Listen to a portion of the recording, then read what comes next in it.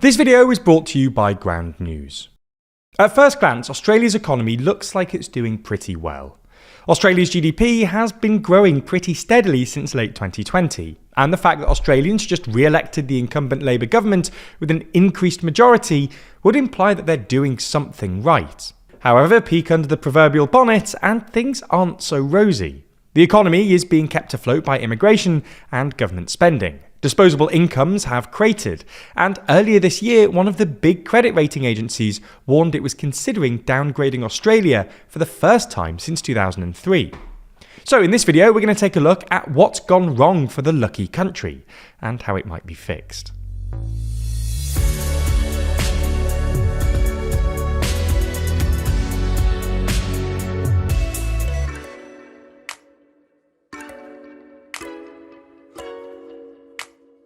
If you're interested in the political alliances and groupings which shape our world, then you might enjoy our poster, Every Alliance Explained. It shows, in slightly confusing detail, all of the world's major alliances and how different countries link together. Check out the poster by clicking the link in the description.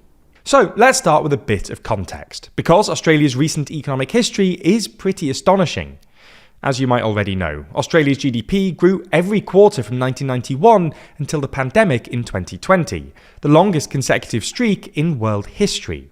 This was in large part because Australia's economy had two things that rarely come together: an abundance of natural resources and a strong domestic economy.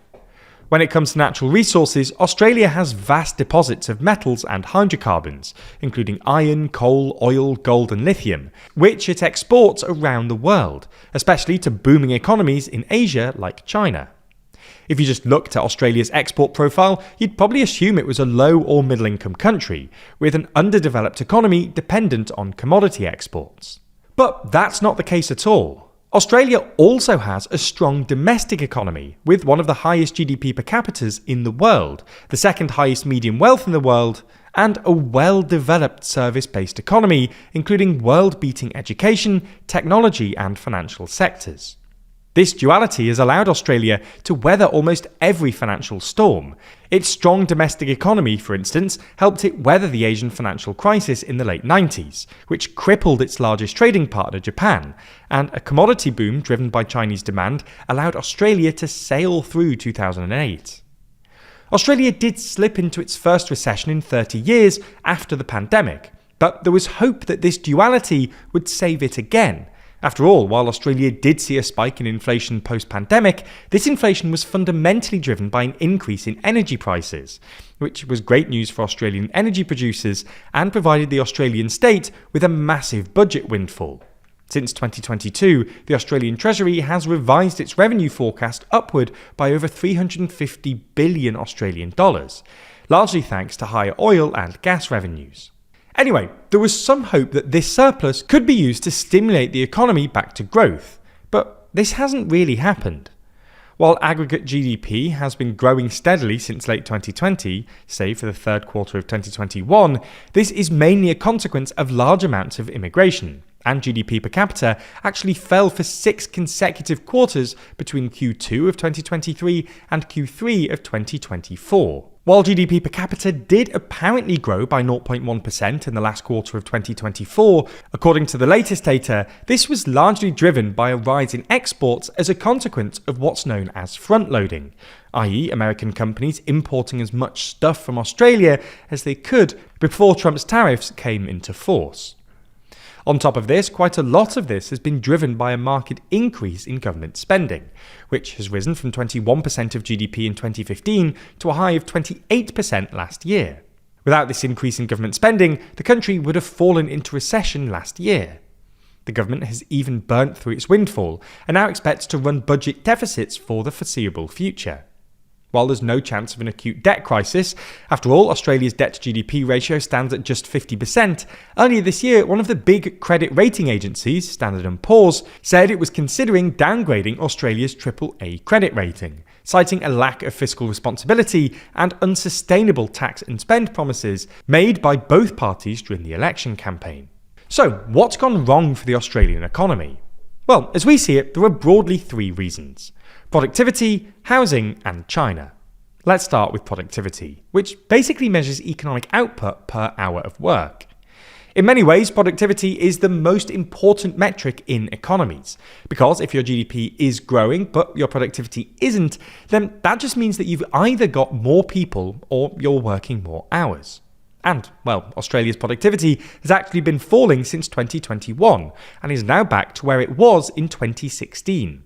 This is the worst performance of any major developed economy and implies that Australians now have to work more hours just to maintain their standard of living. This is in part because of low-skilled immigration, which has brought average productivity down. But it's more fundamentally a consequence of Australia's low investment rate. In a sense, Australia has been resting on its proverbial laurels since the 2000s, when investment collapsed and hasn't recovered since. This created a short-term boom, as money that should have been invested was instead directed for consumption, but ultimately brought down productivity.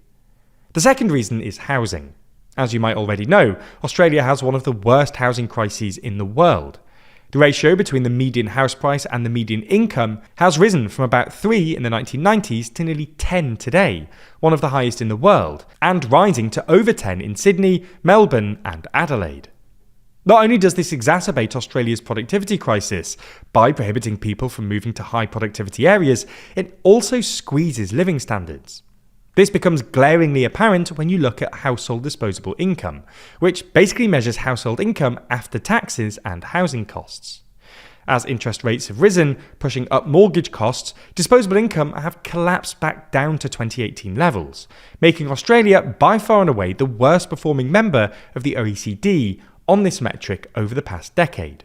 Inordinate housing costs and massive mortgages have also left Australian households far more indebted than their international counterparts, which might explain why household consumption has tailed off in recent years. And the final reason is China. Much of Australia's recent growth has been driven by China's incessant demand for raw materials over the past couple of years, especially iron and coal. However, as the Chinese economy slows and moves away from primary industries like construction to more advanced industries like semiconductors, its demand for Australian commodity exports will wane, or at least flatline, thus undermining a key source of Australia's recent growth. And ultimately, it's this combination of weak export growth, stagnant productivity, and a political class that's been able to rely on occasional revenue windfalls to avoid much-needed structural reforms that present a challenge to Australia's long-term growth prospects.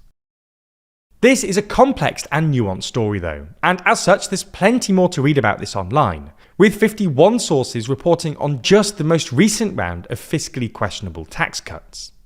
The issue is, how can you be sure that what you're reading isn't hugely biased? Well, that's a problem we face when making these videos too, and luckily that's where this week's sponsor Ground News comes in. For this story in particular, they've identified that there are at least 16 left-leaning and 11 right-leaning sources reporting on it. In fact, in addition to this, they've also shown the main differences in headlines among left-leaning and right-leaning outlets, with left-leaning outlets generally being more positive, presumably because it's a Labour policy, and right-leaning outlets generally being more critical, accusing Labour of essentially copying right-wing policies. We're able to do that because of our sponsor Ground News, whose incredible website and app lets you discover the news and pulls back the curtain on media bias. That's because every story comes with a quick visual breakdown of the political bias, factuality, and ownership of the sources reporting, all backed by ratings from 3 independent news monitoring organisations. But one of the best parts of the app is their blind spot feed. It presents you with stories and articles that haven't been reported on by one side of the aisle or the other, helping you better break out of your media bubble and discover what those on the other side of the political spectrum are really saying. This is all in addition to the biased distribution we mentioned earlier, and together these fantastic features help you to figure out exactly who's behind the stories you're reading and what agenda they may have. Ground News is such a useful tool for our current media landscape, and I think an app like this will only become more essential as the media landscape continues to evolve. If you're interested in everything that Ground News has to offer, you can get 40% off the Unlimited Access Vantage plan using the link in the description or by scanning the QR code. This offer is only available here, so make sure you go to ground.news/TLDR or click the link in the description to get started and support an independent news platform working to make the media landscape more transparent.